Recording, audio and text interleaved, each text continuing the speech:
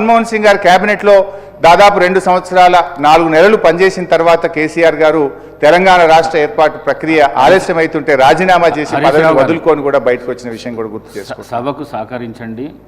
నేను స్పీకర్ గారి మీద నేను స్వయాన కేసీఆర్ గారికి ఫోన్ చేసి సభకు రమ్మని నేను రిక్వెస్ట్ చేసిన. సరిగా ఆ అంశంలోకి పోతే మేము కూడా మాట్లాడాలి సార్. ఈ సభ ఏం గౌరవం ఇచ్చింది సార్? సభలో కేసీఆర్ గారు మాట్లాడుతున్నారండి. సభ సభలాగా నడుస్తలేదు.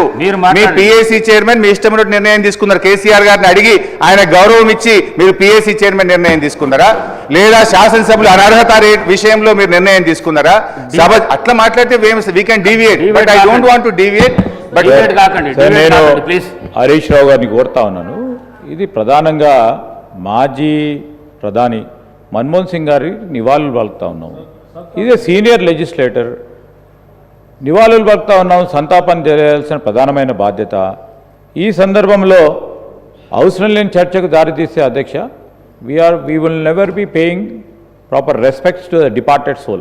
I request honorable member who is also a senior member, who knows how to run the assembly, please try to restrict to the subject related to former prime minister.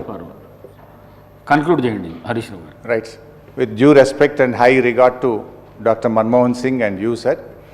So ఈరోజు తప్పకుండా BRS party తరఫున మన్మోహన్ సింగ్ గారికి ఘనమైనటువంటి నివాళులను అర్పిస్తూ వారికి విగ్రహం ఏర్పాటే కాదు, తప్పకుండా మన రాష్ట్రంలో స్కిల్ యూనివర్సిటీకి వారి పేరు పెట్టాలని, భారతరత్న కూడా వారికి ఇవ్వాలని కేంద్ర ప్రభుత్వాన్ని కూడా కోరుతూ, అదేవిధంగా పివి నరసింహారావు గారి ఖ్యాతి కూడా మరింత పెంచే విధంగా కేటీఆర్ గారు ప్రతిపాదించిన విధంగా ఈ తీర్మానంలో కేంద్ర ప్రభుత్వాన్ని ఢిల్లీలో కూడా పీవీ ఘాట్ ఏర్పాటు చేసే విధంగా ఈ తీర్మానంలో దాన్ని కూడా జతపరిచి కేంద్ర ప్రభుత్వాన్ని కోరాలని చెప్పి కోరుతూ, మా డాక్టర్ మన్మోహన్ సింగ్ గారి ఆత్మశాంతి చేకూరాలని, వారి కుటుంబ సభ్యులందరికీ బీఆర్ఎస్ పార్టీ తరఫున ప్రగాఢమైనటువంటి సానుభూతిని తెలియజేస్తూ ఈ అవకాశం ఇచ్చినందుకు ధన్యవాదాలు. గౌరవ మంత్రివర్యులు సీతక్క.